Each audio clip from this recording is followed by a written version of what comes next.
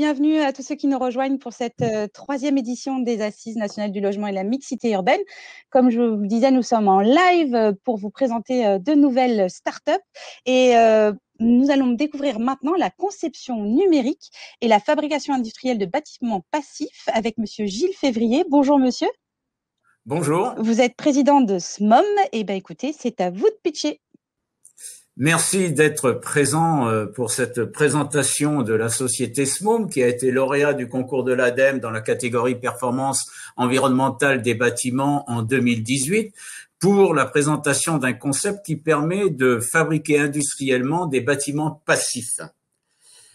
Le bâtiment passif est à notre sens la seule réponse pour répondre aux besoins liés avec l'habitat de demain. Pourquoi? Parce que nous le faisons en bois, donc nous avons une très faible empreinte énergétique. Évidemment, étant passifs, nous avons une très faible consommation énergétique. Ces bâtiments offrent un confort d'été et un confort d'hiver incomparable. Ils sont prêts à devenir à énergie positive réellement, puisqu'ils consomment pas d'énergie. Donc, on peut mettre du photovoltaïque pour produire de l'énergie pour l'autoconsommation. Et donc, on est prêt à intégrer le concept de Smart City de demain qui, à notre sens, sera la réponse de la problématique du bâtiment liée à l'environnement. Alors, ces bâtiments sont fabriqués soit en 2D à plat, soit en 3D modulaire traditionnel. Ce sont des bâtiments qui sont totalement faits en usine, terminés, aussi bien la structure externe que la structure interne. Ils sont transportés, évidemment, par voie terrestre sur des transports exceptionnels, vu la largeur des bâtiments. Et donc, nous allons construire des bâtiments qui peuvent aller de 30 à 60 à 90 à 120 mètres carrés. Et ainsi de suite. On peut donc s'étaler, empiler et construire en hauteur. Quand on construit en hauteur, on évitera les passages intérieurs dans les bâtiments, tous ces couloirs qui sont de la surface construite mais non habitable, donc qui coûtent cher. On va favoriser des bâtiments traversants avec un accès extérieur via des passerelles. Voilà un petit peu le concept que nous avons. Alors bien sûr, SMOM a mis au point ça grâce à une équipe tout à fait dédiée puisque nous avons ingénieur en calcul de structure bois, nous avons un architecte et une docteure en bâtiment. La réalisation, la mise au point de ce concept a été extrêmement compliquée car les trois fonctions doivent travailler ensemble.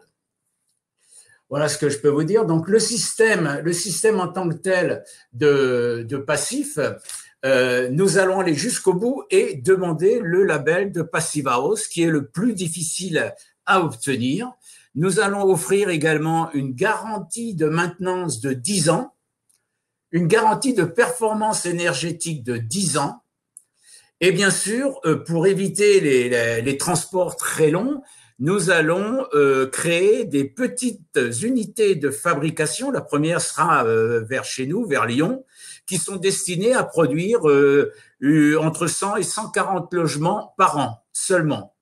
Et donc, l'intérêt, c'est d'être près des besoins locaux pour éviter les transports et donc pour pouvoir permettre aux gens de voir et de toucher de fabrication industrielle de bâtiments passifs.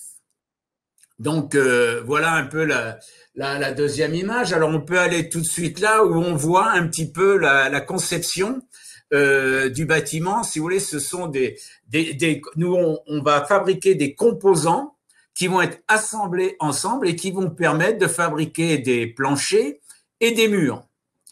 Donc, c'est ce qui explique que nos éléments sont totalement terminés en usine. On a supprimé l'allotissement sur le chantier. Pourquoi ? Parce que tout le monde dans le bâtiment le sait que les problèmes sont liés au chantier. On a de multiples entreprises qui interviennent, pas toujours de manière cohérente, au bon moment.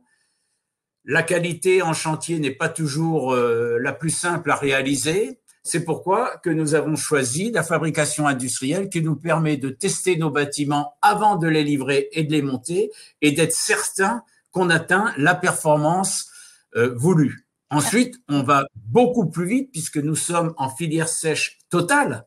Donc, on n'a pas besoin d'eau sur le chantier. Nos modules sont terminés. On a juste à les assembler. Alors, pas d'eau sur le chantier, très peu de mouvement sur le chantier, pas de saleté sur le chantier, évidemment, pas de déchets à gérer, pas de bruit autour des chantiers. Tout ça fait que nos chantiers sont plus aptes à répondre, je dirais, aux besoins actuels et futurs des communes qui n'aiment pas trop voir des camions passer sans arrêt dans leur rue. Justement, Voilà, donc vous avez une question dans le chat, je me permets, une question qui nous demande quels sont les isolants employés. Alors, on a deux types d'isolants selon, bien sûr, le budget.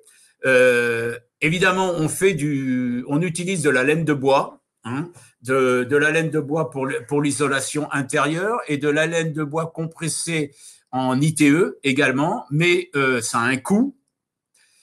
Pourquoi? Parce que ces isolants-là, pour avoir le même lambda, demandent des épaisseurs bien plus importantes que des isolants comme le polyuréthane, par exemple. Donc, c'est plus de surface construite, plus de coûts, c'est plus cher, mais on sait le faire. Allez, une dernière question peut-être à vous prendre. Oui. Donc, combien d'étages maximum, nous demande-t-on? R+3 aujourd'hui. R+3 aujourd'hui. Ben, écoutez, merci beaucoup, monsieur, de ces informations. Merci de votre présentation. Allez, une dernière question, quand on a eu un petit souci. Fabrication selon DTU ou ATEX, me demande-t-on? DTU. DTU, et ben voilà, comme ça on aura répondu à toutes les questions qui étaient présentes dans le chat. Merci encore monsieur, et puis j'invite tout le monde à vous rendre sur la page de la plateforme, de la page programme pour la suite de nos découvertes de start-up. Il est temps d'aller toujours en live vous présenter une nouvelle start-up. À bientôt, merci beaucoup. Merci.